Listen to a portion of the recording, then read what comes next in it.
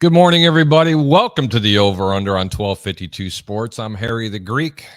We're going to have a really, really good day today. I'll tell you what, I sure hope everybody has been making some of these plays that I'm giving out. I'm 16-3 on underdog picks this year. 16-3. Not trying to reach over and pat me on the back, but you understand if you've been using these underdogs on the money line at $100 a clip, you would be up this year $3,100 at $100 a clip. It's pretty strong. We've had some 12-point underdogs win the game outright. We've had some 11-point underdogs win the game outright. The question is, does the Greek have any home dogs for you this week? We're going to find out. I want to touch on a little bit on U.S. soccer. Oh, wait a minute. They're not around anymore in the World Cup. It was shameful because I'll tell you what, I was really pulling for England this year. Should have beat France. No reason to. Free kick. No reason to send the ball and airmail it over the goalpost like that. He choked. It's as simple as that. Does that tarnish Harry Kane's legacy for England? Who knows? But that's all I'm going to touch on it. But I'd love to see your comment. Who are you pulling for in the World Cup? Is it Argentina? Is it Viva la France? Who knows? I can tell you one thing. There's a lot of good games slated in the National Football Leagues today, and there's some underdogs that the Greek's going to like. And get this. I'm going to have some proposition wagers for you today. As the French say, oui, oui. Special guest today from the Sports Web, Mr. Peter Blake. He'll be joining us here in about, I don't know, let me see, like right now. How's that sound? Peter! What's going on, buddy? How you doing? Happy Sunday. Yeah, really happy Sunday. Can you believe it? Yeah, Season's almost over, brother. Season's almost over. Or Viva la France. Viva la France. Viva la France. Morocco. I'm happy for Morocco. Are you kidding me? I can't believe England got beat like that yesterday. Crazy, right? It's been a crazy tournament so far. They were underdogs, and I'm telling you, they could have won that game. They just did not play their best game. And you know what, Pete? Yes. My show's not complete. I got to bring in one of the goofballs himself, Mr. Andrew Davis. Andrew, how are you, brother? Hey, good. How's it going? Not too bad, not too bad. You looking good this morning? You looking good? You excited for your G-Man? I don't know if that's the word I'd use, but okay. Why not? Beat Philly, please. Listen, I'd love to beat Philly, but I'm a realist Giants fan. I'm not the Homer guy, so. Okay. We're going to jump right into it, but we're going to go to the comments first, and we have something to say. If you have a question or comment, go ahead and post it. We're going to read it live on the air. Heck, it might even give us a different narrative. Or, you ready? Let me find it. You got a question for the Greek, Peter Ray? Wait a minute. It's not Ray. It's Andrew today. Give us a call. It's 727-320-5866. That's 727-320-5866. Thanks, gentlemen, for showing up. Absolutely. I want to talk about last week a little bit. Drew, I'm going to go to you. What was your most surprise pick last week? Or not pick. What was your biggest surprise game to see? Like, wow, I didn't know that was happening. Drew. So if we're going last week specifically, it's probably how well some of the teams played that I didn't expect to play well, like the Rams and the Raiders, who of course obviously played each other also on Thursday, which even though it was this week, I got to say is probably the biggest surprise I've seen pretty much all year with Baker Mayfield's comeback win.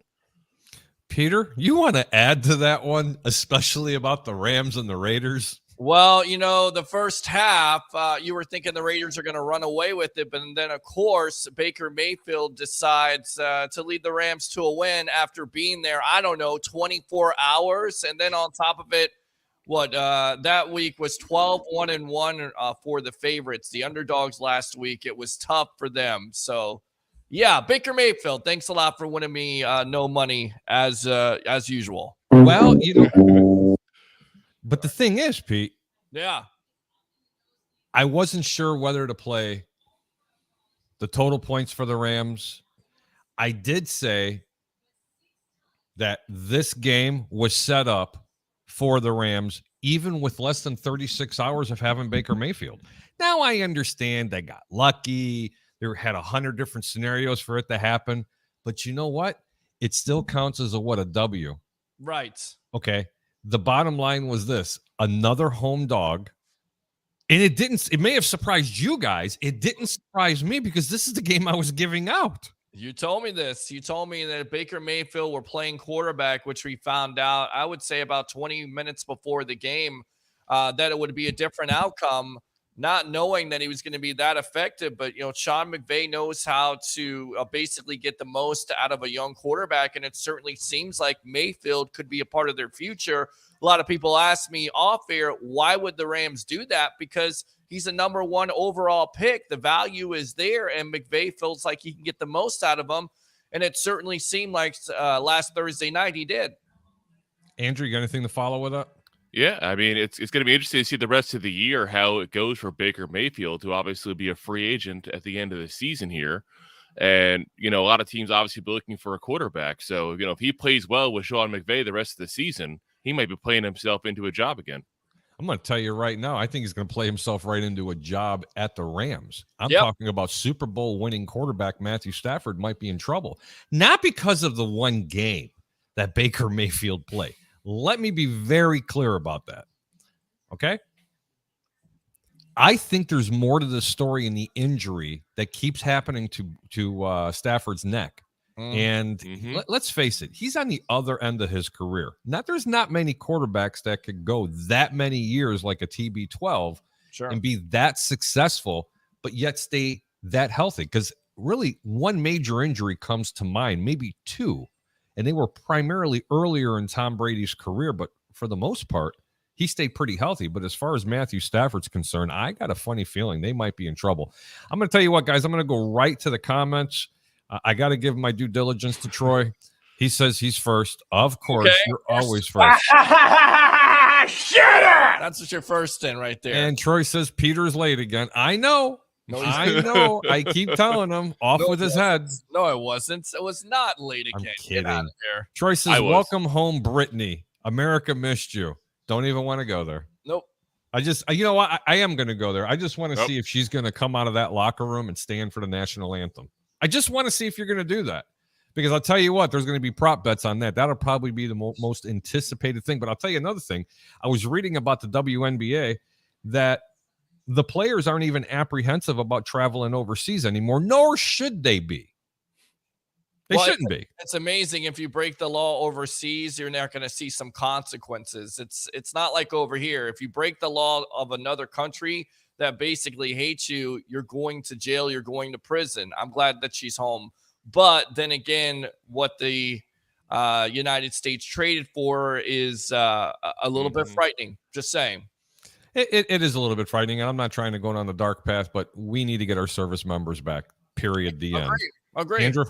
Yeah, I mean, the interesting thing I think, though, is everybody's all of a sudden on social media an expert on, trading for prisoners and such. It's like, I'm sure the U.S. probably wanted to get them both back, but maybe Russia wasn't going to give the other guy up no matter what. I mean, we don't know the whole scenario, so I'm glad she's back, but I agree, we definitely gave up a ton. Like, if this was like an actual NFL trade, we'd be like, what the hell?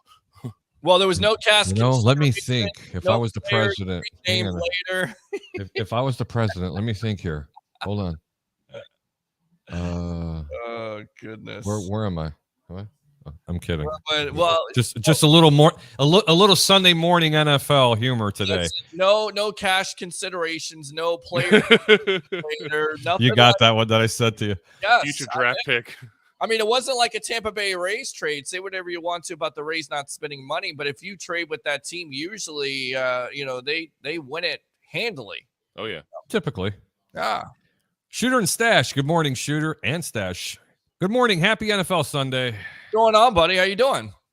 Troy Polamalu says Peter said he stands with Jerry Jones. Peter. I'm not saying anything about that at all. I think a lot of people just assume that picture from when he was 14 years old that he was against it or something. I mean, it's just crazy at the end of the day. And, athletes calling out Jerry Jones, it just seems, again, very hypocritical. If you're going to call out somebody, LeBron James, call out yourself for the support of China. Call out yourself if you're talking about social justice and you're still supporting Nike with what they're doing over there and what China's doing to other countries. Call them out too. I'm just saying, be fair about it. And nobody would call him out ever. No, everybody's quick to criticize, but no one's quick to accept. There's no solutions. It's always, this, and this. And social media has given us this avenue to be political and to have thoughts, but nobody has any solutions. It's all negativity at the end of the day. It is. Yep. Troy Polamalu says defund Army, Navy, Air Force football. That's not even funny. That's not funny. Kevin D. Shut up! Kevin, thanks for tuning in. Baker will get one of the 32 quarterback jobs next year because someone will think they can fix him. I don't think it's so much about having to fix him. I don't think he was broken. I think Cleveland tried to break him, though, trying to play the guy injured. Now, look, I'm not a Baker Mayfield fan. Sure. Let me get that right out there. I never was. I didn't like the antics when he played for Oklahoma during the bowl game and he's pointing to his crotch at the opposing sideline. It was probably the most insane, ridiculous thing someone could ever do, and then you become a number one draft pick like that. However, with that being said, the guy's got talents. He can make every throw on the football field. He's not fleet of foot by any means. He is elusive in the pocket, but they had no business playing him. They could have ended his career. Seriously. Sure. And quite honestly, I do want to see him get another shot in the National Football League because I absolutely love the insurance commercials. It's Baker's house, for Christ's sakes. And, he's sipping his coffee in his robe, walking around. I mean, those are priceless, bro. Let's think about it at the end of the day. I mean, he has second life here, basically a third chance, a second chance, but he's going to be with the real coaching staff. Carolina was a complete dumpster fire. And if he turns it around with McVay, why are you leaving McVay? Everybody talks about Tom Brady leaving the Tampa Bay Buccaneers. Do you think he wants to learn a new offense, his third straight offense here? That's the key to consistency with the quarterback. Do you think he wants to learn a new offense? Do you think he wants to go to a new team? That's what it comes down with Baker Mayfield. If he's comfortable with the Rams at the end of the day, why would he not stay there, especially with McVay, who's a hell of a coach at the end of the day? True. Drew? Yeah, I mean, the reason he wouldn't stay there, though, is the same reason that Matt Stafford is going to stay there, and it's money. If you can say all you want as far as him getting comfortable with the offense, but if somebody offers him $25 million a year to go be a starting quarterback somewhere, bye-bye. I don't think anybody's going to offer him $25 million a year, but what I do think that's about the average price for a mediocre quarterback in the National Football League. I'm not saying a 10-year contract, but I'm saying if somebody offers him 3 years, $75 million, he's gone. Even if he turns it around at the end of the day, I still think he stays with the Rams because what we don't know is Stafford's injury could be a lot more critical. Very good point, Pete. And it started at the beginning of the year. Let's face the facts. I mean, he already had an elbow injury there. There were a lot of questions about his shoulder, and he's getting up there in age. And furthermore, Stafford has thrown the ball a lot in his career. So if you consider him a pitcher, you would have to say eventually there's tired arm syndrome. So Baker Mayfield may be more than just a guy they're, kicking the tires on. Baker Mayfield may be the quarterback, the future quarterback of the LA Rams. Well, they could be. And I'm going to be honest with you. It was out of desperation. Okay. Why the Rams went after them. Because quite frankly, they needed a quarterback up underneath the center. So who are they going to put up underneath their injured running back? And I think what happened was, and pardon the expression, is that the Rams stepped in shit and they went, it really doesn't smell that bad. And I think we might have found something here. And that's exactly the way it is. But I will tell you this. There's a lot of people who says, well, what did you see in the Rams? I mean, this team was a wounded dog. Peter Blake even said, boy, this team is horrible. Andrew's telling me, oh, garbage. Everybody's telling me how bad this team is. And I'm like, well, I handicap with the eye test. I don't watch the game, and it doesn't make me different from other people. But when I watched the game from a handicapper's perspective, and I knew, even with the plethora of receivers for the Rams that were out, that Baker, if he was going to play, was going to have a good game, primarily because the Raiders like to play man up, bump and run.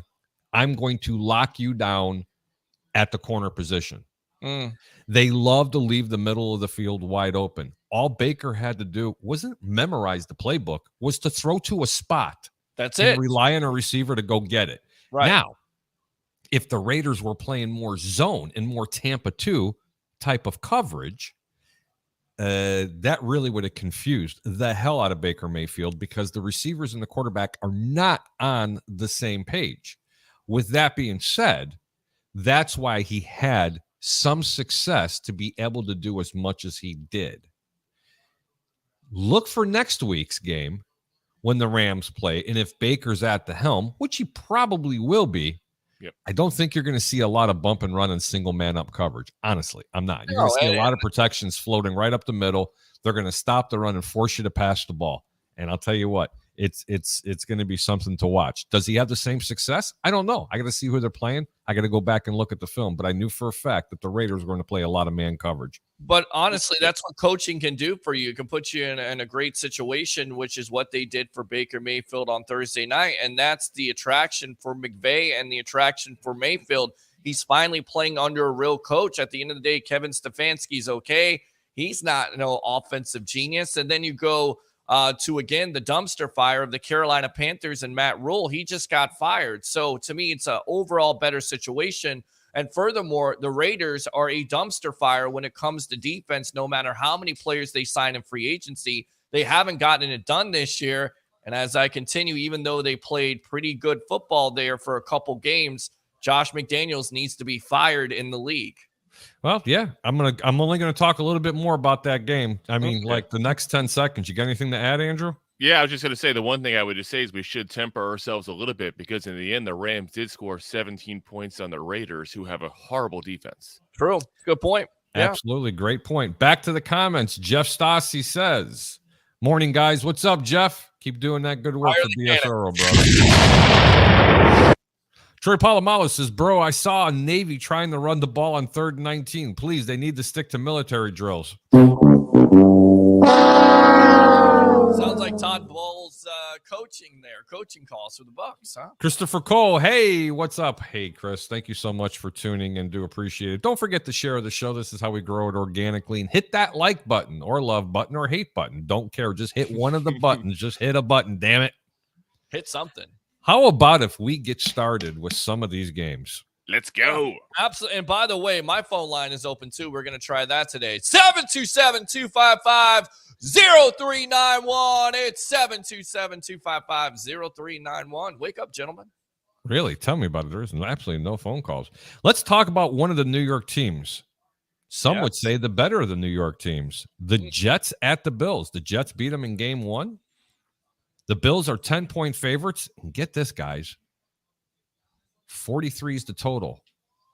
And White is at the helm of the Jets. So who would know more about the Jets than a New York man himself, as Mr. Andrew Davis? Davis, who do you like?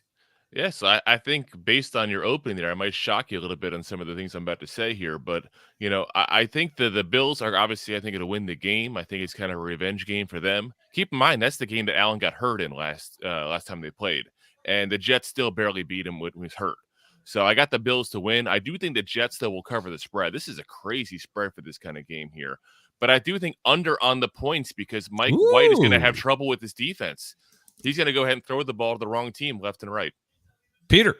Yeah, I mean, I don't think there's any respect for the New York Jets, but I actually consider the over. I mean, with the loss of Von Miller this week, it's definitely going to hurt that defense. And I also have said this before. If you have Mike White or Joe Flacco, the Jets have a better opportunity to make the playoffs than the Zach Wilson. So I think a lot of people need to put some respect on this New York Jets team. They've already beaten the Bills. They're going to keep this close today. I would go with the over. I don't know what to say about this game. I hate division games, especially when they're double-digit favorites. Jeez.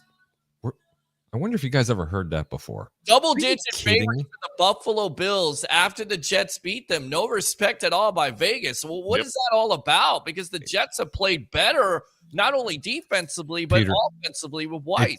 It's a great question, and that's why the Greek can't give you out this game. I feel that Buffalo's probably going to do a backdoor cover because I think they're going to be up.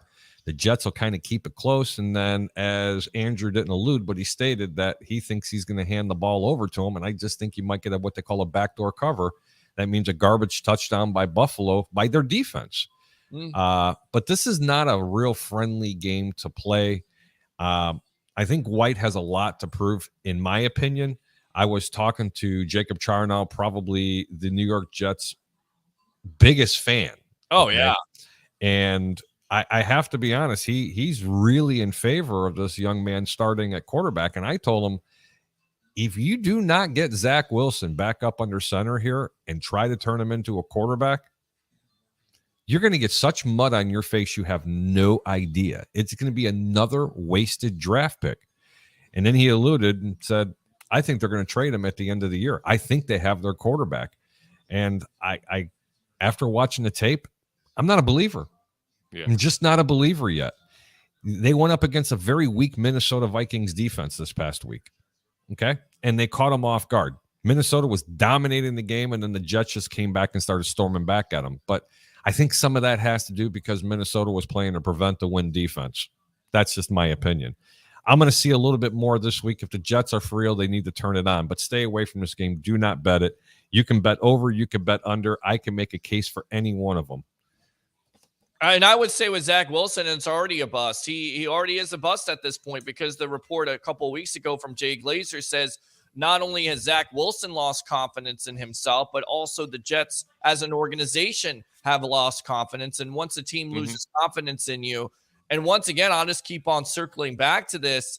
For me, for the Jets to actually be a playoff contender, which, gentlemen, they are definitely in that playoff race. Mike White, Flacco, playoffs.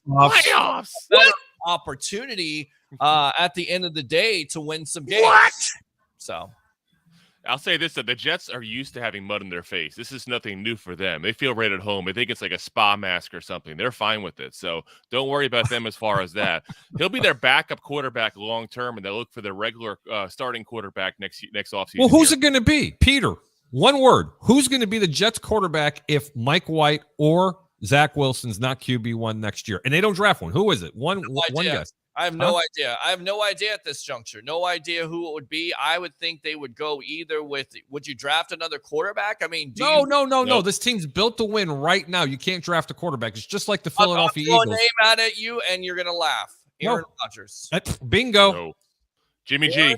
Aaron Rodgers. I'm saying Aaron Rodgers as well because they got the money. Yep. And they're built now to win. They just love old Packers quarterbacks, don't they? First Favre, now you're talking Aaron Rodgers. I mean, but you think about it, guys. I mean, they have the weapons there. They definitely have the defense in place. Robert Saleh, one of the most respected coaches around the league at this juncture. So it would certainly make sense. And, of course, at the end of the day, we all know that Mr. Prima Donna loves New York. What better way than to go and play with the New York Football Jets? He will get destroyed by the New York media. I'm telling you right now, he will be destroyed. It'll be like when he has to drink some more kratom, and have his outer body experience. Okay, I'm telling you, it's gonna be like when Randy Johnson came to the Yankees all those years ago and started like punching out reporters and all. It's gonna be just as bad. I'm telling you right now. Well, he couldn't listen. Aaron Rodgers couldn't punch his sister out. Okay, give me a break. I'm not going to even follow it up and dignify he has with a anything broken more. thumb. He's got a broken thumb. Of course, I know he does. But I have to play a little bit of music because we are officially on the Deshaun Watson watch. Oh yeah. That's right. We're going to be playing that funk. All that hype for Watson last week. Oh, yeah. I'm more interested in seeing Randy Watson. So we're going to turn this down a little bit, but we got Randy a little Watson. bit of we got that funk playing. It's good massage parlor music, gentlemen.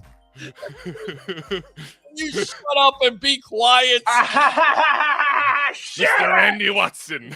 Randy Watson. Watson. That boy's good. Tell me about it. For the Cleveland Browns this week, they're at the Cincinnati Bengals, and the Bengals are 5.5-point favorites, gentlemen. Bengals are starting to turn it on. The over and under is 46. It's going up to 47 because you have to lay a lot of juice to get them at 46. Amari Cooper, he's questionable. And for the Bengals, Hayden Hurst is the only one that's out. For Cleveland, was set up to be fully healthy coming into Week 14, but Cooper suffered a hip injury during Thursday's practice and did not participate on Friday. On a more positive note, they kept Watson out of the massage parlors. No, David Njoku is actually coming back. That's a big help. It is. Cincinnati's set to get running back Joe Mixon back in the fold this week after he practiced fully and does not carry an injury designation for Week 14. Gentlemen, do you even like this game? Tell me, Andrew. Cincinnati's 5.5-point favorites. Did they cover the spread, or do the Browns come back and cover it? I don't know. You lay the points or take the points? I mean, I would definitely say I would take the Bengals easily in this game because look at what the Browns did last week against the Texans. I mean, the defense is really at the star of the show there. Watson was only, had 131 yards and an interception his first game back against a horrible defense. And a fumble.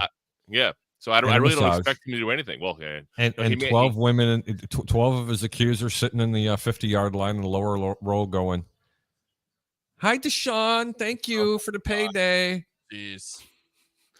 Why are they waving? Why do they have to use their hands? I don't know. They were forced. Oh, that's a good one. Did you say Forrest? Peter, do you lay the 5.5 or take the 5.5? I mean, Bengals right now playing great football. Joe Burrow playing at an MVP type of level. And then furthermore, you also have Deshaun Watson, who's rusty. The offense, quite frankly, struggled last week. The defense and special teams absolutely bailed them out. Right now, the Bengals are playing great football. I'm confident to take them in that 5. Absolutely. Yep. I'll tell you right now, Cincinnati's not playing really good defense. It'll be week 2 back for the Deshaun Watson Cleveland Browns. I still think they got a hell of a running game. Cincinnati struggles at running the football. I don't think you're going to see a super show going downfield by Cleveland, but I think you're going to see a lot of ball control, time consuming. So this is what the Greek's going to give you on a very small wager. Play the under 46 points in this game. Okay. Because of that reason. Ball control for Deshaun Watson. Okay. Yeah, ball controls for Deshaun Watson. Jeez. You know what? Shut up! How about no? Who the hell cares? Houston Texans are at the Dallas Cowboys, gentlemen. Oh, God. 17-point favorites. It's the Battle of Texas. Oh, my God. But get this. The total is only 44 points. That's all I can say is, Things to make it go, 44 points, guys. Minus 17. Do the Cowboys cover the spread, or does Houston cover it? The game's in Houston. I'll tell you this. Anybody have any guesses here for what the point differential has been for Cowboys the last 3 weeks? It's been huge. 26.7 points per game differential in their games the last 3. And I'm going to throw a little bit of dagger at the Buck fans here. Their point differential by winning is almost as much as the highest output in scoring for Tampa Bay. Did you know Tampa's one of just a couple of teams that haven't even scored more than 31 points in a game? I just had to look at Peter's face when I said this. It's disappointing. It really is. And that's why a lot of fans are up in arms with Todd Bowles and this coaching staff, and namely a Byron Leftwich, and not scoring enough points consistently. They're having problems with 20-yard plays down the field. And get this statistics, gentlemen, 3 for 47 when the Bucs face 3rd and 10 or longer. I mean, that is a major problem. You have to keep those third downs manageable. Now, going back to the question at hand, Houston's going to be at home. You would think they would give the Cowboys. I mean, could this be a game where the Cowboys come out flat? I doubt it. Although what Houston's got going for them, Davis Mills back at the controls. Who knows what the hell they're doing at the quarterback situation. I like Dallas though to cover this 17 points. Houston's dreadful, man. They are. And you know what? I'm glad they got Davis Mills back. The total's 44 points, but let's face it, Houston's missing a plethora of their wide receivers. Wide receiver Nico Collins, Brandon Cooks, defensive lineman Kirk Heinisch, Derek Stingley Jr. has got a hamstring. They're all out. Troy Harrison chest, Mario Addison his knee, Amy Fairbairn, whatever the hell his name is, and Justin McCray's hamstring. Garrett Wallow, they're all questionable. Now, for the Cowboys, cornerback Anthony Brown, he's out with an Achilles. And Leighton Vander Esch, he's questionable.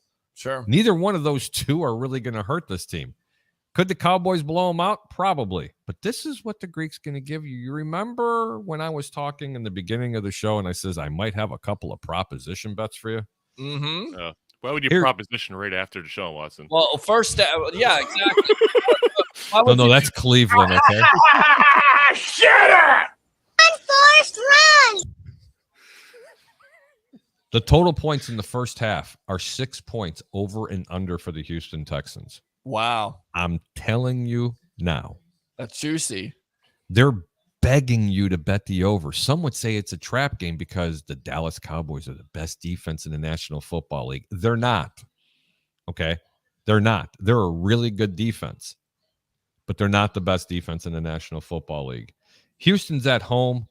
I'm going to go out on a limb, and I think it goes over the 6 points in the first quarter. But all you got to do is make it for the half. And, you ready?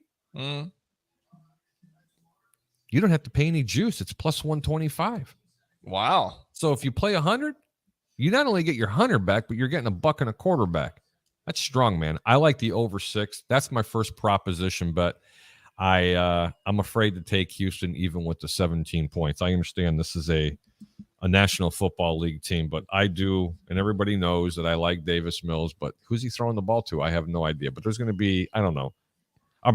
Listen, man. The mailman. Dak Prescott's going to do something stupid in this game. It's probably going to happen in the beginning. Someone's going to fumble the ball. They're going to get a short field, and they're going to get a touchdown. Listen, Davis Mills' neck is so long, he can just throw the ball, extend out his head, and catch it with his mouth. He's fine. He's like Mike Glennon.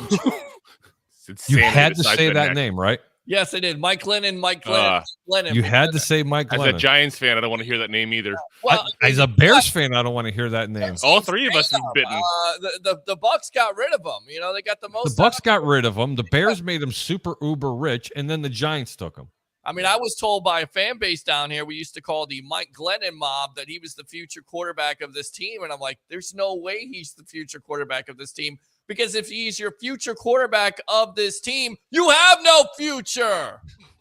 I'll say this real quick back to the game here. So one thing I want people to recognize as well is that the Cowboys have no problem running up the score whatsoever. Look what they did against the Vikings. Look what they did against the Colts. This is not a team that's going to take their foot off the gas like the Dolphins did a couple weeks ago there. So it's going to happen. I agree with you, but I just hope they don't do the typical Cowboys things. Put their foot on the gas and then run out of gas when the playoff hits. Nothing. Oh, I thought you meant get arrested randomly after the game.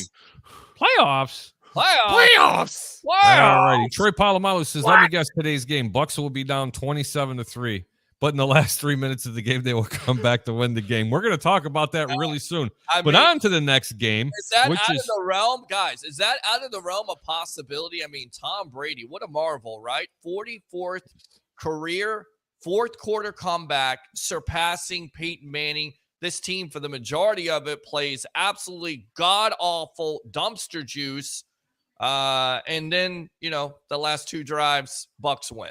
He's the GOAT. He's the greatest advertiser ever for the AARP. It's just, it's amazing. Welcome to the show, Mr. Andrew Davis, because you have now been officially trolled. Troy Polamalu says, real Giants fan knows that Kayvon is a bust. Yeah. Wow. Why don't you go ahead and ask Taylor Heineke what he felt like last week? Shut up! Oh, you have now been elevated. You've gotten your star. You've gotten your badge of honor, or whatever the hell you want to call it. But Troy Polamalu has officially said he likes Andrew Davis. There you go. Exactly. Troy Polamalu.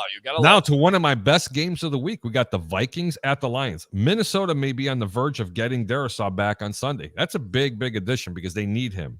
Absolutely. If the Lions are down, Brown, and I can't pronounce his name, is Ewosika. I believe they're both in the offensive line. They will be thin at guard again, and Lozen Sternberg will be, in line to start at right guard. Guys, look. Let me repeat this. Let this roll off your tongue. The Detroit Lions are favorite against the Minnesota. Get this roll off your tongue. The Lions are favorite against the Minnesota Vikings. Say it with me. The Lions are favorite against the Minnesota. And they've been playing great football lately. What are they smoking? Well, this team has learned how to win lately. They beat Jacksonville last week. We all took Jacksonville. They beat Jacksonville. Ooh. I mean, they beat the Packers. Horrible. They beat the Bears. Right. I mean, they've been playing good football. You got to give them credit. They took Philadelphia to the end in the first game. Oh my God. They've taken every team. Beat my Giants. Yes. No disrespect to the Detroit Lions. Ladies and gentlemen, this is going to be a statement game for the Minnesota Vikings on the road. Is it? It is. Okay. The total points are 51.5. The Lions are 2.5-point favorites. Do not, I repeat, do not take the points in Minnesota. Yep. You will take Minnesota on the money line at plus 140. All your straight wagers, all your parlays, you don't even need to tease it. No teasing. No teasing. You love Minnesota that much. In this game? Yes. Oh, yeah. In this game, I love Minnesota that much. Yep. I'm with them. Why? Why do you like Minnesota? I don't so much? listen. What time's the game? I could take the rest of the show up, okay, with this game, but I don't want to. Peter, who do you like and why? I'm going to go with you on this because you're the handicapper extraordinaire. I'm going to go with the Minnesota Vikings, although I think Minnesota is somewhat overrated. I think they are overrated, Peter. Right. By all means, they are overrated. The Lions are playing better football. They're learning how to win. But once again, can you shut down Jefferson defensively? No, can you shut can't. down Dalvin Cook? Nope, you can't. Shut down Kirk Cousins? No, you can't. Like Drew said, it is not a prime time game. Again, you forgot about Adam Thielen. You forgot about a tight end. You forgot about give me a break. Listen, Minnesota's going to struggle against Detroit's offense with Amon-Ra Brown. Okay, I mean, I'm not kidding you, man. It's going to be tough to stop the guy. Swift, I mean, that's another weapon of theirs. Jared Goff has been playing great football lately. I mean, is there a possibility in your mind that the Lions could keep this close? No, I just don't. I think this is going to be a statement game. I think Detroit's going to win the coin toss, okay? And they're going to do the smart-ass thing and go, hey, Minnesota, you go ahead and take it out, baby. We got you. It'll be 7-0 real quick. Well, then I say we bet on that game today, right? Andrew. Yeah, no, I'm with everything you're saying there. I think this is going to be a statement game for the Vikings. The disrespect is really got a 10-2 team being the underdog against a 5-7 team. Are you freaking kidding me? Yeah, and the 10-2 team still has a healthy quarterback, a healthy offensive line, a healthy running back, healthy wide receivers. Hold on. They're healthy. And 1 o'clock game. That's the key. It's a 1 o'clock game, folks. Yes, it's a 1 o'clock game. This is a big butt here. This is a Nicki Minaj butt. They got a terrible defense. Okay, we all know about the Vikings and their defense this year. So I like how your hands are like this, like a big butt, a big butt. Will Tick Holloway. Yes. How you doing, Will? Thank you for tuning in. Who's going to return kicks now? Can I answer this one? Absolutely, Peter. Thank God Jalen Darden is no longer a Tampa Bay Buccaneer. Great kid. Speed, potential. I think he got a raw deal. But no, he didn't. I felt like he was the old lady from I've fallen and I can't get up because every time Darden got the ball, he fell down. Furthermore, he's giving you nothing on the punt return. Every time he gets a punt return, he decides to run out of bounds. So thank God Todd Bowles and the Buccaneer organization held this guy's feet to the fire. It's all about accountability, gentlemen. Now, who's going to be the next punt returner? Will be a lot better than Jalen Darden. Hopefully, Scotty Miller, Giovanni Bernard. Hell, they could get somebody off the street that returned punts that would give them more of a contribution than Jalen Darden. Just saying. Good question. Did Peter just give a good compliment to Todd Bowles? Yes, he did. Yes, Wow. I did. And they Christmas miracle.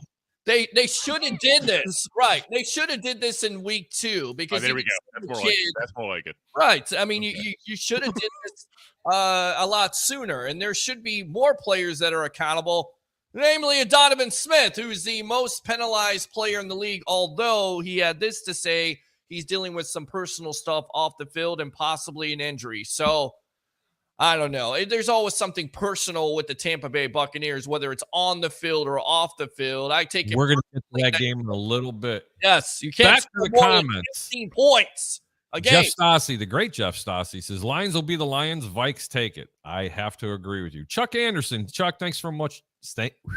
Tongue twister. Thanks so much for tuning in. I think that the Bucs defense is going to surprise you. You will find out. The pick from the Greek in this game might surprise you. I'll tell you what, Chuck, 5th ranked defense in the National Football League. They have not gotten their just due. And at the end of the day, if this offense could show, I don't know, some semblance of Leo Ward, by the way, of consistency, scoring in the red zone, and I don't know, scoring maybe 24 points a game, this defense would be a lot better. Furthermore, Todd Bowles would use some timeouts in that Browns game, which absolutely pains me. You lose to the freaking Cleveland Browns and fat-ass Jacoby Brissett because you can't call timeouts and put the ball in the greatest of all-time hands. You know, maybe we'd be talking about it. But at the end of the day, you leave your defense on the field too long, and that's going to wear them out. Offense has to do their job. It's called complementary football, gentlemen. Absolutely. I'll take this one. Alex Nunster says if the Bucs can play the 2-minute drill mentality more often, I think the Bucs will win. Yes. That actually, no. And I'm going to explain why. Because most teams, when you're in a 2-minute drill, your team on defense is not coming after the quarterback. They're playing a very, very, very soft zone. And that's called the bend, but don't break. But it's even more of a bend because usually the DBs are 20 yards down the field trying to keep everything in front of them. Good observation, but no, not really. I'm going to disagree with you because I feel like this team needs urgency, especially in the first quarter. Urgency is a different story, not the 2-minute drill. Big difference. But the urgency on this team when they go in the 2-minute drill is like night and day. And at the end of the day, this team has scored 2 touchdowns in the first quarter. Come out, smack them in the mouth. Don't let the 49ers substitute. Have some urgency to this team. Have some easy. Just easy, saying. young man. I haven't had my coffee yet, and I'm telling you what every Easy. Bucs fan wants to see. Because if you got to see 3.5 quarters, the majority of the game of this offense running on freaking first down or doing the same old thing over and over again, some people are going to have some problems. I'm telling you right now. I'll say this. I got some thoughts on this, but I'm going to say that we actually talk about the game because people, I think, want to hear about the next game. What's the next game, Harry? The next game is the Jaguars at the Tennessee Titans, and the Titans are 3.5-point favorites. The Jags saw Lawrence, that's Trevor Lawrence, practice for the first time this week on Friday due to a toe injury. He was a limited participant, but there does seem to be some optimism that he can play this week against Tennessee. Is there any reason why Trevor Lawrence doesn't play in this game? Let me think. No. Well, yeah, there is a reason because he is your future quarterback. So if there's an injury that could be long-standing and it affects your future of the Jaguars, I could absolutely see them benching him at the end of the day because, again, it comes down He's playing. Yeah. He's playing. Peter, you're saying that's the smart move, though, correct? Correct. So why would you expect the Jaguars to make the smart move? Well, it's a lot better than Urban Meyer. I mean, of course, you're a lot I'm better than Urban Meyer, exactly. You saw flashes of brilliance, and again, you saw... I liked Urban Meyer, guys, when he was with Florida. Shut up and be quiet. When he was with Florida. So did the Sheriff's Department. Oh, absolutely. They got to know him very well. What, over 25? He was hanging out with Deshaun in the clubs. Well, look, a lot of people will never blame him for Aaron Hernandez. And 25 cent, 50 cent. Look, he had a lot to do with Aaron Hernandez and what happened with him. If he were a better coach and Florida's program were better. No, I'm serious. And nobody calls that out. They don't call it out. We're all adults. We're all responsible for our own decisions. Alex says, sorry, Harry, it works. It works. Play with urgency. That's the difference between a 2-minute drill. Well, yeah, you know what, Alex? Actually, I'm going to give that one to you. It does work when you play with urgency, but not against this defense that they're going to be facing this week. But you might want to catch that part of the pick. I'm going to surprise a lot of people with it. So let's talk about the Jaguars and the Titans. 3.5-point favorites. The total's 41 points. I'm going to tell you guys right up front. You guys want to talk about it? fantastic. But I'm going to Texas. You couldn't get me to bet this money with my worst enemies. Yeah, I mean, I'm with you on this. Derrick Henry, like my buddy here, Drew, said the last couple of weeks has been bottled up. I think it's been very disappointing to fantasy owners. And if Derrick Henry is not running the rock like he usually does for the Titans, they're a completely different defense because they become one-dimensional and they depend on a Ryan Tannehill, and he's okay, but to me, he's not great, and that's where your offense gets in trouble. Yeah, that's good. Yeah. Everybody want to agree? We're going to go to El Paso. Nope. We're going to go to Texas. I'm not going there. I'm not You're going not? there. Who do you Nope. like, Drew? I called my travel agent. She said not to go there this time of year. It wasn't a nice place. So I'm picking the Titans to win. The Titans have been feasting on teams under 500 all year long. Ooh, so they're good point. 6-0 in sub 500 teams, or only 1-5 in teams over 500. But what is I got their Titans. record? Hold on. But what's the record against the spread against those sub 500 teams? 3.5 point spread I got. Is that what you're showing? Sorry. It's 3.5. Okay. Yeah. So I'm not worried about 3.5 point spread. So lay the 3.5. You got it right live here on the over under. Andrew Davis loves Tennessee minus 3.5. Dropping that mileage. Go for it. You have to love Tennessee because of what they did last week versus the Philadelphia Eagles, basically getting their doors blown off, and Brown showing that it was a terrible trade. And then furthermore, I mean, what are the Titans doing as an organization? Firing their general manager when the season's basically over? What are you disappointed that Brown trade wasn't going to work out? Of course it's not going to work out. He's a top wide receiver in the league, and you trade him for what? A rookie and a couple first-round picks? Of course he's going to show you. It's terrible. I'm going to say the Brown trade looks bad right now. But give it some time before you finalize a decision. It's year one. You can't make a decision in year one. That's foolish. Well, so far it looks good. The Titans did. I mean, the Titans Burks looked really good, and A.J. Brown now gives them cap issues when they go to re-sign Jalen Hurts. That trade looks a whole lot better for the Titans all of a sudden. Maybe, but then again, the Titans as an organization, they made the decision. They fired John Robinson, and all I can think of was the performance of Brown on Sunday. If you think that one game was why they fired their GM, then you're not giving enough credit to the owner of the team. That one game is not the reason why that happened. I don't know. I don't know what the reason would be, but you have to explain it to me. Why do you do it now instead of wait to the end of the season? That makes no sense at all. No advantage. If you're going to make your move now so you can look at people that are available, start talking to people that are available, and start revamping how you do things in the scouting department. And again, I don't agree with the trade, but we also have to give the Titans some credit and Robinson credit. Has he not built this team from the ground up? Has he not had them as a consistent playoff contender? Oh, yeah. Playoffs. I mean, I don't understand the move. Listen, he'll get a job. He'll be perfectly fine. I'm not worried about his long-term economic health. That's for dang sure. So, but they wanted to make the move, and why wait? If you're going to make the move, Go for it. Yeah. Peter's playing with his toys. Yeah, I'm trying to keep it on the wall there. Those are lightning. Is that Deshaun on their back wall? That is not Deshaun. He's playing with Deshaun. That's what it is. Christopher Cole says Tompkins will return kicks and punts. Yes, Tompkins. I mean, that may be a player also they like. At the end of the day, he's going to give you more than Jalen Darden. And if he doesn't, then get somebody that's going to do that. On to the next game. One of the games I really, really like. Very anticipated games. The Philadelphia Eagles are flying into New York, actually New Jersey, but I'm not going there. Okay. Oh, here we go again. I'm not going there. Oh, but the Giants are taking on the Philadelphia Eagles. You guys ready? Mm-hmm. The Eagles are a 7-point favorite in a divisional game on the road, and the total points is 45. Peter, what do you like and why? I'm going to go to El Paso on this game. Rival game scared the hell out of me. I think the Giants are going to play this a lot closer. The Eagles right now playing great football, of course, blowing the doors off of the Tennessee Titans at home. But once again, this is a road game. It's a rival game. Giants coming off a tie. I'm going to go to El Paso. Andrew. So this is one of those games. Oh, so you got no opinion? I'm kidding.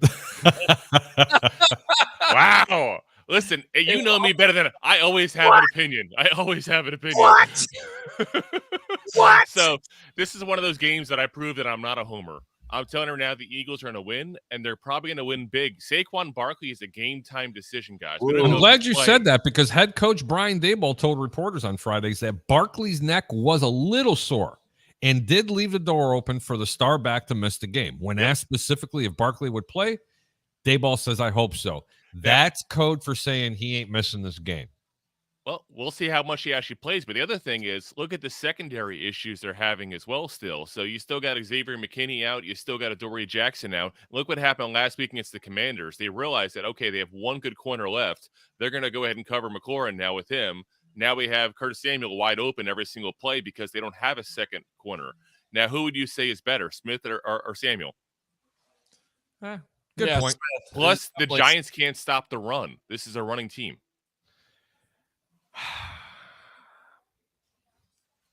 Listen, I understand why you're not optimistic about this game, especially for your hometown Giants. But I'm going to give you the keys to the game for the Giants. They're going to run the ball, and they're going to run the ball often. And I want to go back to Thursday night's game with the, I call it the injured dog in the corner, and people keep poking it. Okay? Be very careful on probing and poking an injured dog sitting in the corner because it's going to come out and snap and hit you. The Giants will play this game. This game will be a lot closer. I'm not saying that the Giants are going to win this game. However, if you have a couple sitting between your legs there, go ahead and throw a few shekels on them. It wouldn't surprise me to see this happen. But I am going to tell you this. They are going to cover the 7 points. And if you wait just before game time, you might even get 8. Take the home underdog, guys. Did anybody think that the Rams were going to beat the Raiders? Anybody? I implore anybody out there to tell me that they had that game picked. No. I would have I won the did. game. This is the divisional game. This is even going to be tighter. Would it surprise me to see Philadelphia put up 40 on this team? Nope. But it ain't happening. The game's going to be tighter because if they do put up 40, the Giants will score 35. Something's going to happen. You're talking about the New York Giants defense. Let's talk about a team that can't stop the run in the Philadelphia Eagles. Yeah. Okay. Yep. And there is one quarterback that I know that can run an RPO better than anybody in football, and that's a kid by the name of Danny Jones. Runs it even better than Lamar, and he even runs it better than Justin Fields. I said that. In that offense, with that running back, they run that to absolute perfection. Good luck, Philadelphia, covering those 7 points. I'll say this, though, as a Giant fan, they haven't run that RPO really very often the last couple weeks at all, and that's been part of their downfall. It's coming this week. We'll see. Yeah, and it should come this week. But to be fair to the Eagles, they definitely have improved their run defense when Linval Joseph and, of course, the Ndamukong Suh, who are a lot of Bucs fans, were up in arms with losing or not re-signing. So they have improved in that position, and that has been the big key for the Eagles' success the last couple of weeks. Troy Polamalu says, Harry, can you talk about WrestleMania? Sure. I'd love to talk about WrestleMania. Is Dusty Rhodes going to be in it? No, Dusty Rhodes is dead, but Cody Rhodes. How about Dick Bam Bam Bruiser? Bigelow? Bam Bigelow. Hold on. Now, Bam Bam Bigelow, of course, wrestled Lawrence Taylor, as you would know, at WrestleMania. He's also a Jersey boy, Asbury Park. There you go. Absolutely. Hey, guys, I was kidding. I really don't want to talk wrestling. Listen, no. We're adults. Sorry, Peter. We're adults. We're over 18. We You don't want watch to wrestling. open up Pandora's box? There's absolutely an opportunity for Speaking Cody of Rhodes. Pandora, the new movie's coming out, Avatar. WrestleMania. WrestleMania. Shut up. Shut up! I talk wrestling on my show. Leave me alone. I know you do. That's why Harry and I don't listen to the last third.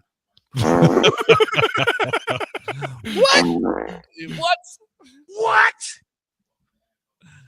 On to the next game, ladies and gentlemen. You got the Ravens at the Pittsburgh Steelers. Ooh. Pittsburgh's favored by 1.5. 37 points is the total. The Ravens officially listed Jackson as doubtful. He's not playing. Tyler Huntley's going to play, and Tyler Huntley's not playing very good football. But you know what else isn't playing really good football? The Baltimore Ravens defense. That's who's not playing good football.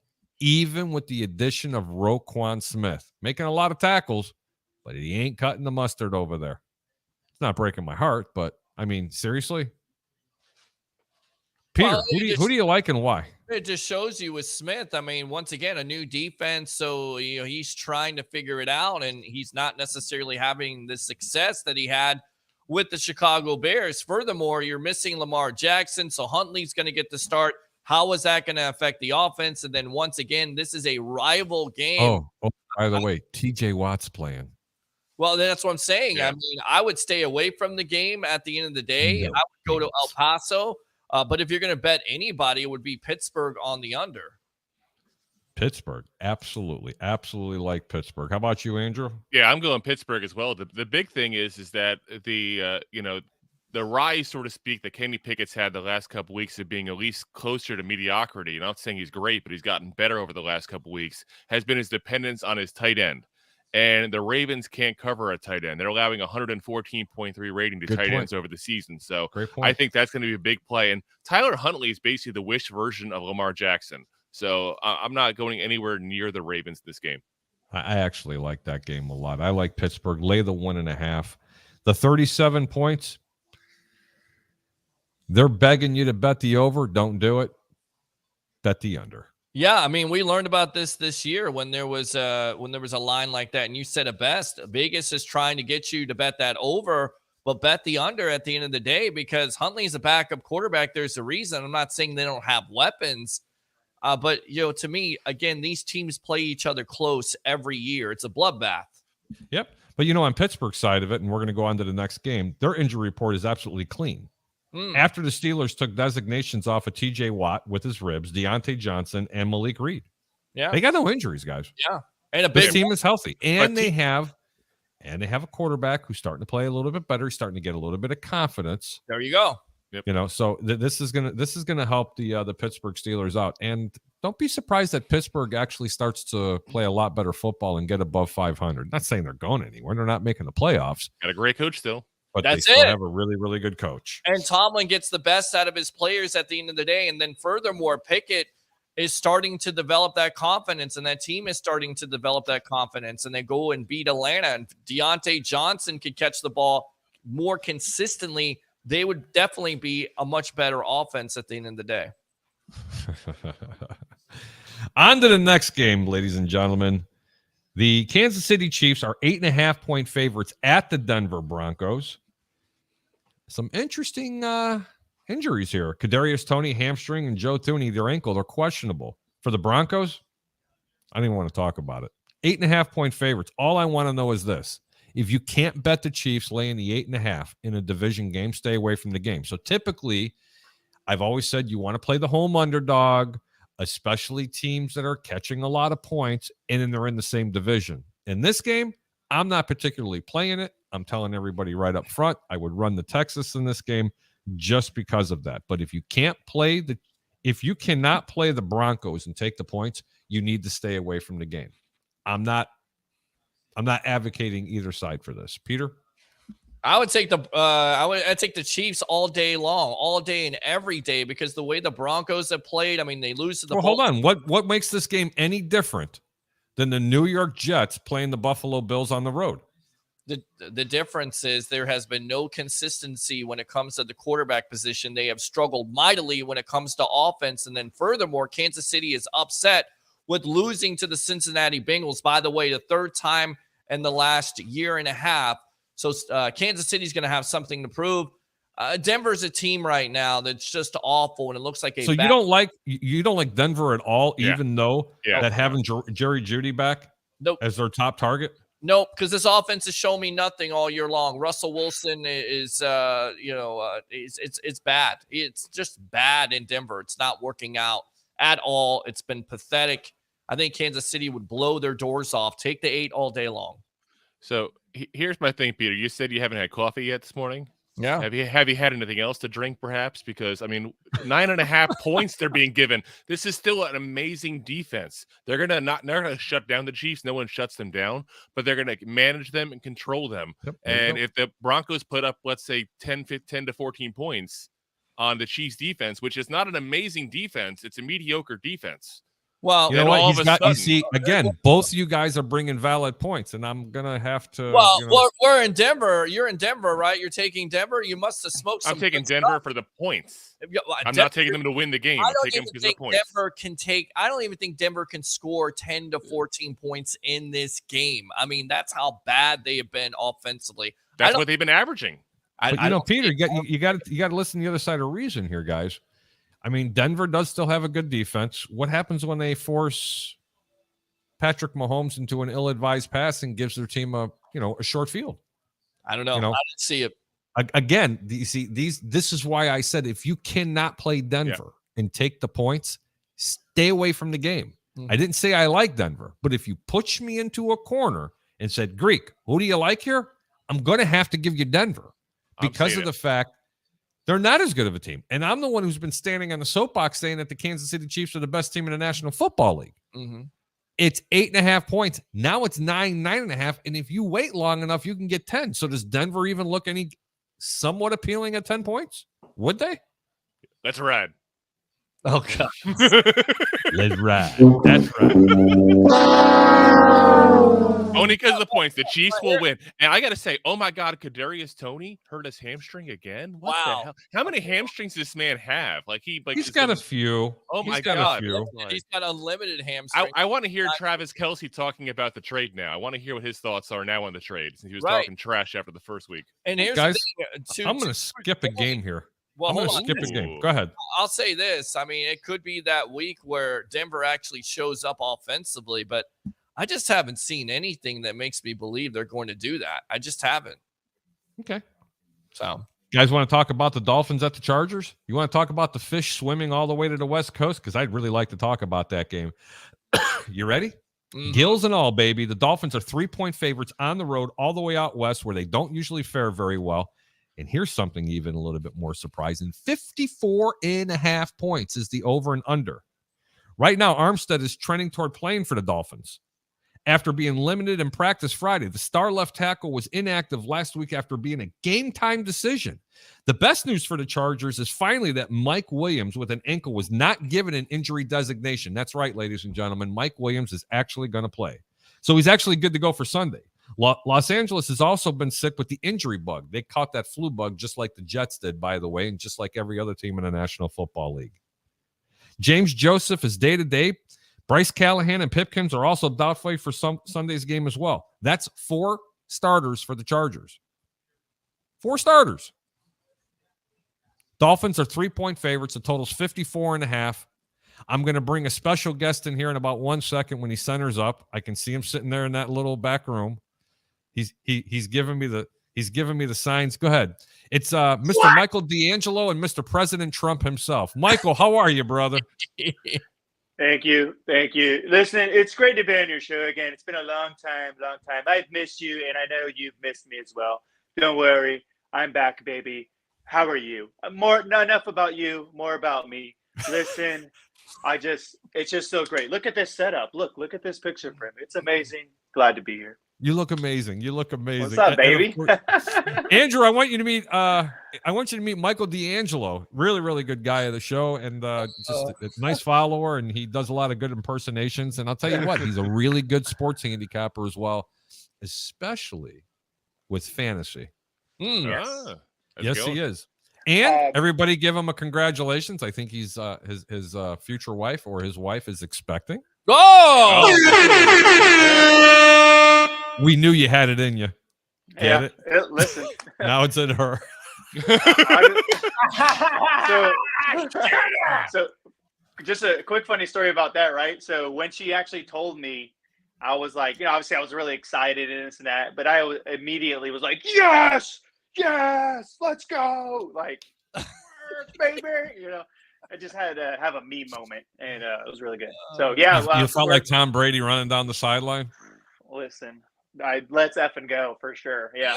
And so we're about 5 days out. Okay. I'm glad we got that all out of the way. 5 days out. It could be like any moment. What was that? What was that noise? That was my water breaking. Let's go. I got to go, Harry. See you later. Victory. Flawless victory. Forest run. Just need No, 30, you don't 30 tell more him to to catch run. up with Peter. Right. Dolphins are at the Chargers. The Dolphins are 3-point favorites. I know you're in the back room. You're listening to it. I'm going to let you start off with this segment. Do you think the Dolphins cover the 3 or the Chargers cover the 3? They're at home, and the total's 54.5. I got to keep stressing that. Michael, who do you like and why? So definitely like the Dolphins on this one, just because their run game has been immaculate. Coming off that loss to San Francisco, Mike McDaniels is not going to let them lose 2 in a row like that. So I think they're going to make a statement. I think they're going to come off the blocks hot like they actually did last week. But I think they're going to sustain it against the Chargers. The Chargers are just looking weak on defense right now. So it's going to be a shootout, but I'm going to go under 54, I think is what you said, but I think they're going to cover the 3 for sure. Andrew. I'm a little disappointed in you, Harry. I got to What's say that? this up front. You said gills. Dolphins are mammals. That's true. That's true. They got the little. Just saying, I have to point that out. So, yeah, the streak has broken. Tua has officially lost his first game that he played throughout the entire game, but it took the 49ers defense for that to happen. This is not the 49ers defense. This is a bad defense. This is a defense that gave up 177 yards last week to Devontae Adams, and now they got to deal with both the Cheetah and the Penguin. They're in trouble. Yep, Peter. Yeah, I go over in this game. I go with the Dolphins, and the key is if Armstead plays, that's definitely going to be a big-time boost because what they were hurt by last week is both of their offensive linemen out. You signed Eric Fisher off the street, but I still think this offense has enough fireworks at the end of the day versus a Chargers defense that's just god-awful. I like the Dolphins in this game and the over for both teams. Wow, we got to kind of have a little bit of a mixed review. I was going to take the home underdog in this game. I'm going to stay away from it. The total's 54.5. I like the under. Wow. I like the under in this game. 54.5 is too many points. But the second proposition bet that I'm going to give everybody, bet the over in the first half for total points for the Chargers. That's sitting at 10 on some books, and some of them are at 10.5. Wow. Look for 14 to 21 points by the Chargers. Easily. But the second half's going to be different. You're going to see a downtread, a lot less scoring because I think the Chargers are going to have to go ahead and play some defense. We're going to go on and move on to the next game. I'm really kind of glad. Hang on, what the hell did I just? Oh, there's everybody. Here we are. Hey, Michael, do you want to host? Here you go, buddy. All right, guys. So the next game that we have to talk about here is going to be. You know what, Harry? I'm just going to pass it back down to you. Thank you. The next game we're going to be talking about is the Patriots at the Cardinals. What? I'm teasing. I could really give two craps about it. Did you say crap? I couldn't give one. Where is my paperwork? And it's I know I just had it right It's here. in your hand. What? Understand. Yeah! I understand. I that. think You I know, think the My God, paperwork got who sent to Pat. the hell El Paso, Texas. cares?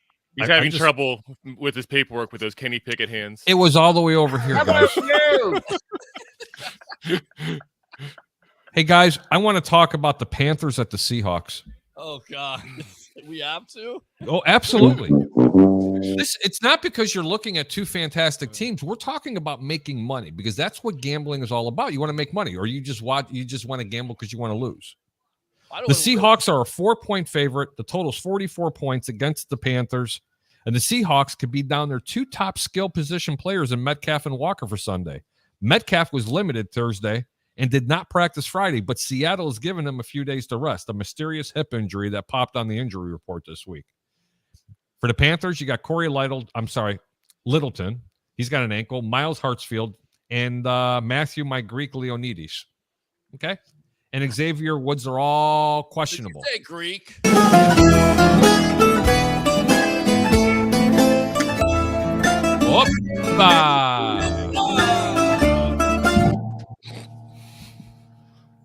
That's not even right, Pete. Somewhere a glass plate broke. Opa, that's Throw 'em on right. the ground. Yeah, they would just throw them on the ground. No, but seriously, guys, why are the Seahawks 4-point favorites? Haven't they finally come back to earth? This team's not really going to make the playoffs, right? Playoffs. Andrew, take this one first. So I think I actually like the Seahawks in this game because I think Metcalf will play. This has been a thing all year long for him where he ends up at the injury report. People think he's not going to play, and then he ends up playing.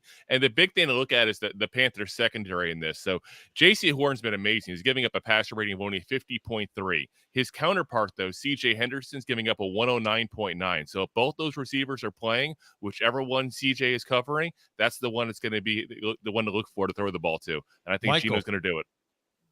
Yeah, no, I mean, I have Seahawks here as well. I think that the firepower from DK Metcalf, he's going to play. I mean, there's no way he's not going to.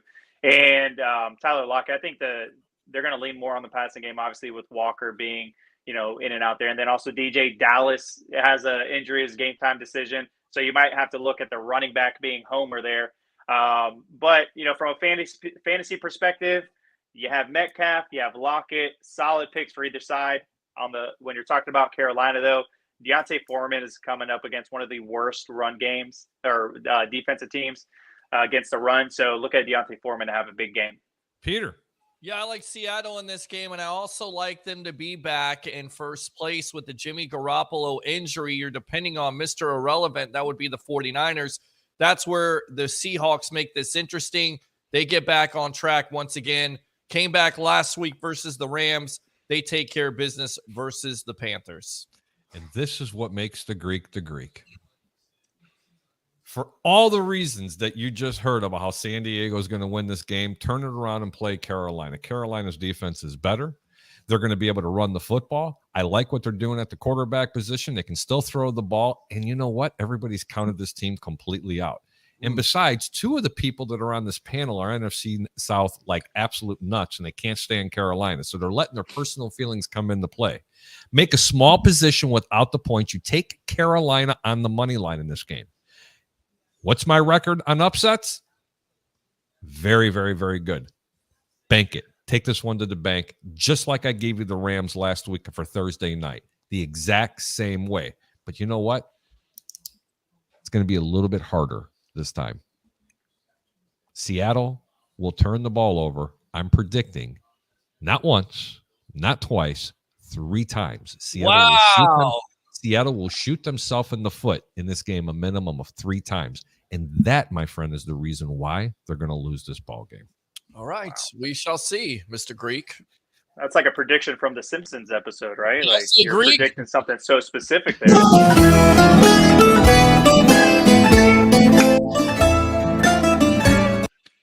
Did I hear about a monorail? A monorail. Monorail. Monorail. That's an episode from the Three Stooges. Well, that brings our show to a conclusion. I'm only kidding you, man. We got the Buccaneers at the San Francisco 49ers. I'm going to go ahead and let Mr. Andrew Davis start off by this. The 49ers are 3.5-point favorites. 49ers are starting a rookie quarterback for the first time in his NFL career, who, by the way, looked really, really good this past week. The Buccaneers are very banged up and depleted on the offensive line. I'm going to go ahead and break down the game when it's my turn to come. But seriously, Andrew, who do you like and why? And wait a minute. Did I tell anybody? It's the lowest point total of the season at 37. Andrew, go for it. Yeah, I still like the 49ers to win this game. Interesting thing is Brock Purdy actually was like 3 months old when Tom Brady was drafted. So at the time he was suckling on Say it again. About 3 months old when Tom Brady was drafted. So he was suckling on his mama, and now Zach Wilson's suckling on his mama. So, I mean, you know. So everybody know his nickname, by the way. His nickname is Big Clock Brock, apparently. That's what Kittle's calling him. So here's the interesting thing. Big Clock Brock. That's well, you know name. Nick Foles from the Philadelphia Eagles. You know what his nickname is, right? They're calling him BCB. They're calling him for short for that. So here's the interesting thing with what's going on here with the Bucs defense this season, and why I think that Brock's going to have not a great game, but he'll have an okay game. So the Bucs defense is giving up a 102.7 passer rating when they're throwing to the running backs this season. Christian McCaffrey. Bucs are allowing 108.5 rating when they're throwing to tight ends. Kittle. This is what's going to help a young quarterback that needs to do the short passes and being game manager. Here's the key to the victory if the Bucs want to win. So we talked about earlier about the 2-minute offense. Do you know what the one Achilles heel this 49ers defense is having? Anybody got a guess? What is it? So the pass defense is giving up a rating of 94 if the ball is thrown under 2.5 seconds. This secondary is counting on getting pressure to force the ball early into the wrong spot. So if they can go ahead and get the quick passes going, that's the only chance the Bucs have against this defense. But I got the Niners to win, and I'm going to go with the over on this because it's just way too low of a total for my blood. Michael D'Angelo, do you or President Trump want to talk about this? I think President Trump's out headed out to El Paso with this one, unfortunately, because as far as like the game, like I don't want to say what I think the results are, but you know, since we're on the air, I'm going to go with it. I think the Niners got this one. Unfortunately, the only way that they're going to come through is if they hit the dink and dunk, right? And then open up the play action game, try a little bit to get a couple big shots on Mike Evans or Chris Godwin. But that defense is just, I mean, the offensive line banged up for the Buccaneers. All that this guy has to do for the San Francisco 49ers quarterback is literally handoff left, handoff right, jet sweep Debo Samuel, and the Bucs are in trouble. Peter. Yeah, and they try to hand off. I think this defense, especially the rushing one, will be able to shut them down. That is the game plan. Make this team one-dimensional at the end of the day. Like Drew said, it favors Tom Brady because he's getting rid of the ball about 2 seconds, 2.5 seconds. I feel like the Bucs will struggle for the majority of the game, and once again, Tom Brady will bail them out. Bucs win 20-17. And I love of that. course, they call this the over-under show. I'm the host, Harry the Greek. And ladies and gentlemen, let me give you another upset special. And this time it's coming into the form of another road team. I've already given you Carolina. And now I'm going to give you the keys to the game on why the Tampa Bay Buccaneers not only cover, but they win this game and the game goes under. Listen to my reasoning. Okay. Andrew, you brought up excellent points. But let's talk about reality. And I'm not saying what you said wasn't reality, but let me tell you about reality. You're right. A very young Brock Purdy is going to be sitting on the sidelines going, that's TB12. And every time Brock is up under center, he's going to be looking over at the opposing sideline. And who's going to be standing up staring at him? It's TB12. Does anybody have any clue how hard that's going to be for a rookie quarterback? We haven't even talked about the Tampa Bay Buccaneers defense because everybody is so enamored with the best defense in the National Football League in the San Francisco 49ers when they're healthy. This defense is not healthy. They're missing 3 of their starting defensive linemen. Bosa's also nicked up. The other 3 could possibly get some spot play, but believe me when I tell you they're not 100%. And that also fares very well for a very depleted and banged up and often very criticized and ridiculed Tampa Bay offense, especially on their offensive line, because they stink. And I've said that. They stink. Did you say stink? Again. But let me give you the reasons why they're going to win this football game. It's because of Tampa's defense. You're not going to see all those jet sweeps. Debo Samuel is not going to be going off in this game like he has before in the past. They are going to set up to stop the run. Who has consistently been the best defense against the run the last, not 2, 3, the past 4 years? That's right. That's been the Tampa Bay Buccaneers. Today, they know that they're going to have to run the football against this defense. If they try to go to an open passing game against this defense for Tampa, it's going to be a very, very long day. Look for 3 turnovers by San Francisco's offense today. 2 via the interception. Maybe 1. The other one's going to be a fumble. Vita Fea and Akeem Hicks in the middle. Good luck. Good luck. Because now you got those speedy linebackers and corners playing up on the line of scrimmage and not respecting a deep passing game. Not saying that Brock Purdy can't throw the ball, because let me tell you something positive about this young man. He's better and will be better than a Jimmy Garoppolo. He can make more throws. He's more athletic on the ground than Garoppolo ever has been. But he's a rookie. And he's going up against a former Super Bowl champion 2 years off, basically with the same defense in the Tampa Bay Buccaneers. Don't fall into the trap, ladies and gentlemen. Put the smart money on Tampa on the money line today. They will win this game. And bet the under. Tampa wins this game by 10 points. Wow. That's how confident I am in this game. I like it. Road victory number 1 with Carolina. Pretty sure on that one. Very sure on this game with Tampa Bay. Sorry, Fred Hubner. I know you are a huge, huge San Francisco fan. If Jimmy G was playing quarterback today, I wouldn't be taking Tampa so much on the money line. I'd probably be taking Tampa with the points.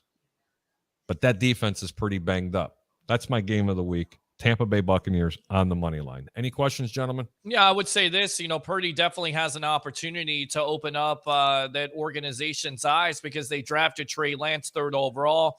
He got hurt, so you could change your future fortunes if Purdy plays well. But I think at the end of the day, he's a rookie quarterback. There's a reason why he's Mr. Irrelevant, and Trey Lance is most likely the future. Andrew Davis. Yeah, I mean, the one thing I'll say is you mentioned as far as Tom Brady standing on the sidelines the entire game. At his age, can he stand for that long still? I mean, I just have to ask. Like, I tell you right now, I think the biggest question, guys, is can he throw the deep ball accurately anymore? Because he hasn't been able to do that consistently this year. And that's the big time statistic with this Buccaneer. Tampa's going to run the ball, Peter. Right.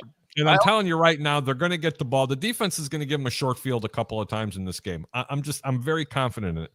I mean, look, you like to see some deep plays down the field like you had last year, because last year if it comes, it comes. I'm just telling you right now, the keys to the game right now is how well Tampa's going to run the game, run the football, how they're going to play defense and be able to run the football against this. I'm going to tell you right now, if Tampa by chance gets up early in this game, it's over. I mean, over. Yeah. Because now you're going to make San Francisco very one-dimensional. Because Tampa, everybody's overlooking this defense. There's nothing wrong with this defense, especially when they know a team is going to have to do one particular thing. It's called run the football. And good luck running that zone block and scheme crap on this defense, especially with 720 pounds of beef in the middle. Good luck moving Akeem Hicks and Vita Vea off the middle. I'm serious. Those zone blocking schemes work against 4-3 teams that are very light and very, very athletic. Not teams that are 350 to 400 pounds per lineman. Sorry, guys. It's just the way it is. I'm just telling you what I see. Now, does San Francisco blow this team up? Who knows? I don't think so. That's why they call it gambling. It's 50-50. How about it, Mr. President Trump? What did you think of the comments? Well, you've changed my perspective here, and I'm going to say the Bucs win double digits, like you said, 10-10, by 10 points, I mean. And fantasy-wise, think about this. Fantasy-wise, look at Rachaad White to have a huge game. Huge. Like my hands, not your hands. You have small Kenny Pickett hands. Huge hands. He's going to catch the ball. He's going to score TDs. On the San Francisco side of things, look at Deebo Samuel run and catching the ball. He's going to have amazing numbers today. So one for each side, Rachaad White, Deebo Samuel's big game apiece. Huge hands. Huge hands. Thank you so much. We're going to go back to the comments here. That's why I have them here. Alex Nunster says, wish the Bucs would have picked up Baker Mayfield. You know what? I think the Rams just struck gold. They were desperate to get a quarterback, and I think they found the quarterback of their future, in my opinion. I'll expound maybe next week a little bit more. Alex says, no way Brady returns next year. I agree with you, Alex. Go ahead, Pete. Well, Mayfield, of course, they had the waiver order because the Rams were a worse team than the Bucs, so they got first right. So they picked him up. So there's no way the Bucs could have picked him up because it's a waiver claim. That's so true. You couldn't do that. And then on top of it, anybody saying they know Brady's going to come back next year or the year after, he's divorced now, ladies and gentlemen. He has no obligation. So if he's still playing at a high level and the Bucs still want him, which it seems like they do, because the greatness of Blaine Gabbert and Kyle Trask, there's a lot of fans out there that want to see both of those quarterbacks get a start. I don't know why. Tom Brady is still the greatest of all time. I get it. He's maybe not Tom Brady 5 years ago, but he's still a pretty damn good quarterback. Why are you ruling out him coming out next year? A lot of people said he was going to retire last year. He didn't. He came back. Who knows? I'm not Miss Cleo here. He still has obligations, though. He's still a father. He still has his endorsement deal with Centrum Silver. I mean, he's got plenty of things to do. So you got to make that money. Got to make that money up after that divorce. And the question is he still eating avocado toast? Well, I mean, it definitely looks like he's eating something. He's not having the witch's brew anymore. That's for sure. That's true. Witch's brew. It's true. Giselle was a good witch. Oh God. Yeah. Back to the comment. What were you going to say now? Sorry. I was just going to say, Tom Brady's living in Tampa Bay, so there's a lot of potential. Tampa Bay. I'm just saying, there's a lot of fun experiences to be had in the Tampa Bay area, and it's too fun to leave. You can't leave. Right. He's staying. He's staying. That's really. Listen, good. he can still stay in Tampa and not play. You think he'll have any trouble getting any women over in Ybor without playing?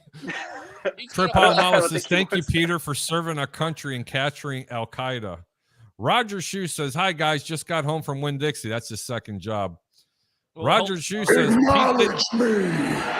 says Pete didn't even finish basic training. Well, here's the thing. Here's the story. If you guys want to harp on me about that, yes, I went to Marine Corps boot camp in Parris Island, South Carolina, went 20 weeks, tried to qualify with the M16 32 times and couldn't do it.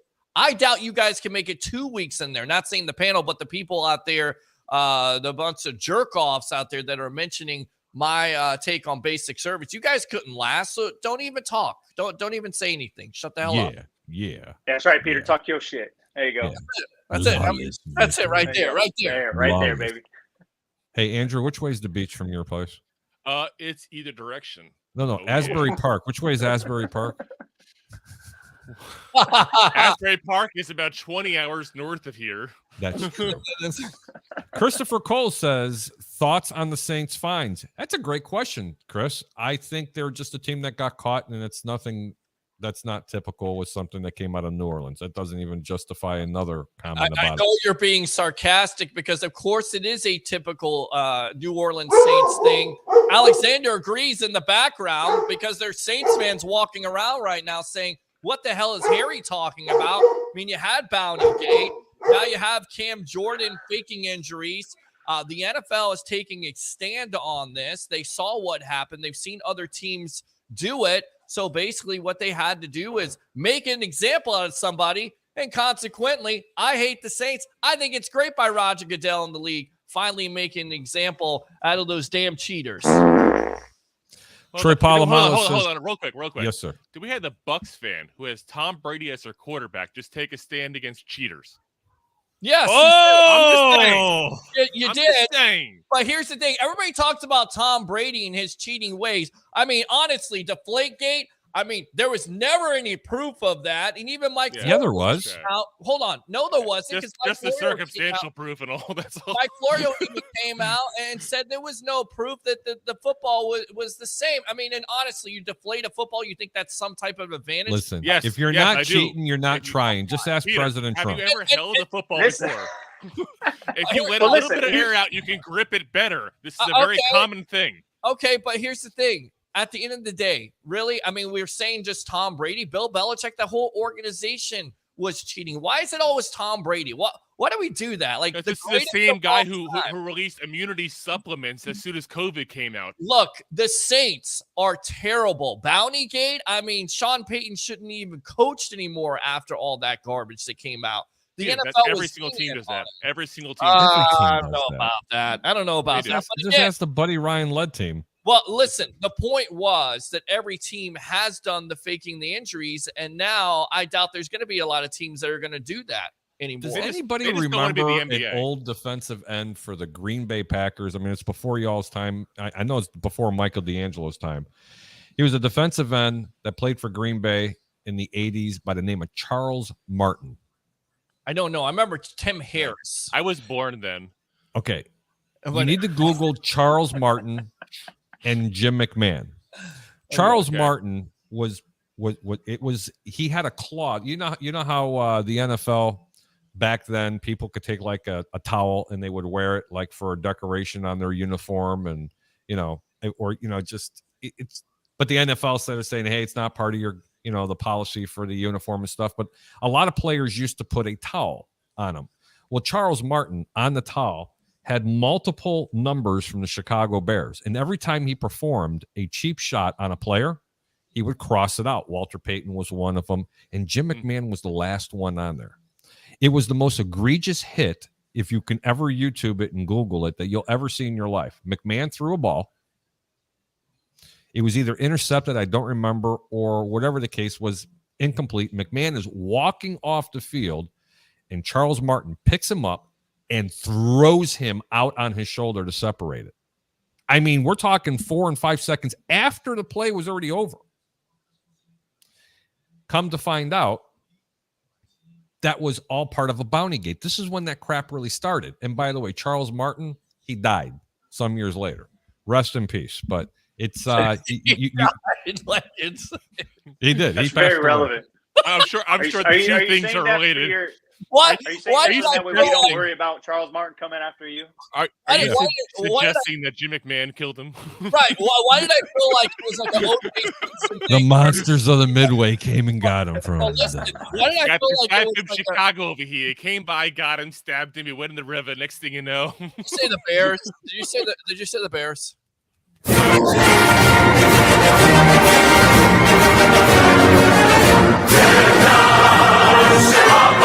Now, when you said Here we go. I remember singing that at Tampa Stadium in the old sombrero. oh my God, those were the days, right? Where Tell me about it, man. It Bucks was get just blown out. unbelievable. And the only time they would sell out, Harry, and you know this all too well, is when the Bears would come to town. That's Yep. actually when they would be on TV because the majority of their games were blacked out back then, especially home games. But with that being said, I felt like you were O.J. Simpson there saying about his attorneys. They all passed away from cancer and this because they defended him. That's what I felt like when you said about Charles Martin. Tell me about it. All right, gentlemen. I'm going to go ahead and read the rest of these. Peter didn't finish.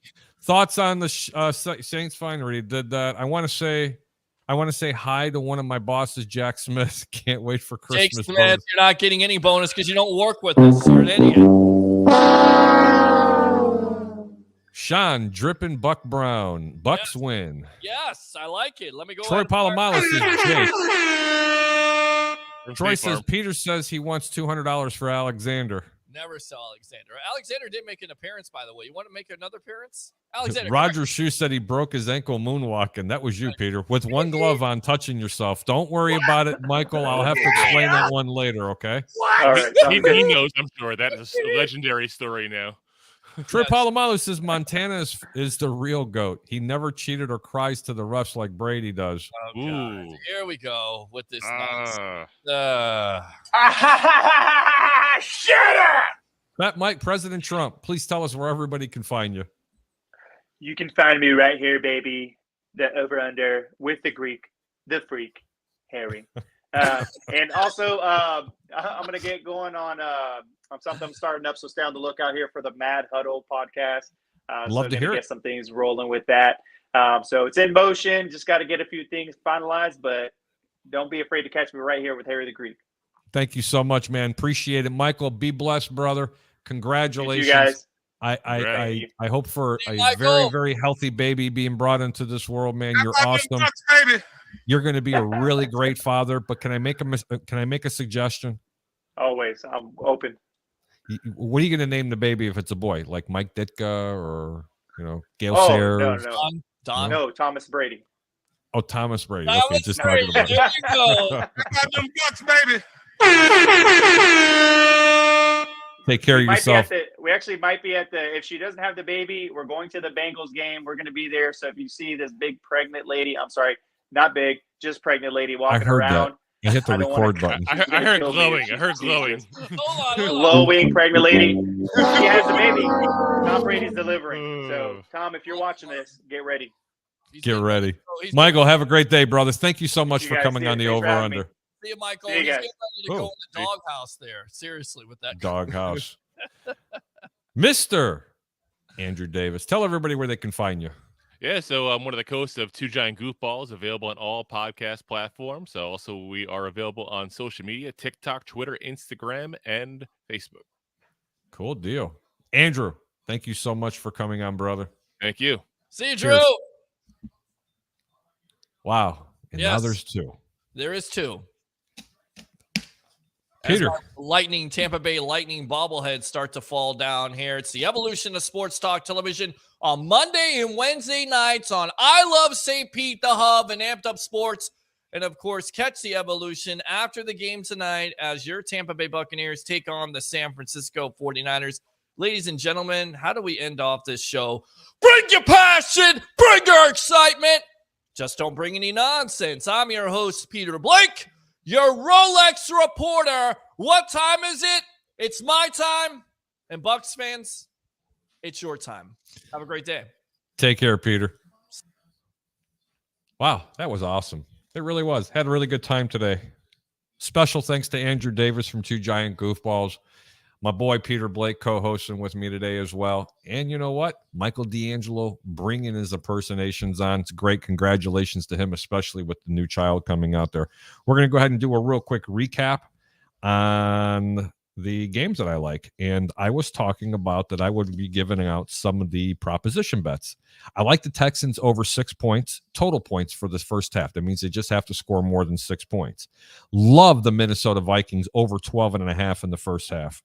The G-Men to score more than 7.5 points in the first half. Go ahead and put some money on it. The Buccaneers, you ready? The Tampa Bay Buccaneers over and under for the first half is 7.5 points. Bet the over on that one. And last but not least, the Los Angeles Chargers to score more than 10.5 points. Now for the games. I love the Vikings on the money line. My pick of the week, plus 140. G-Men, take them plus 7. They're going to actually go up to 8 if you wait a little bit longer. The Buccaneers on the money line, plus 140, and play the under 37. Pittsburgh, minus 1.5, and get this, under 37.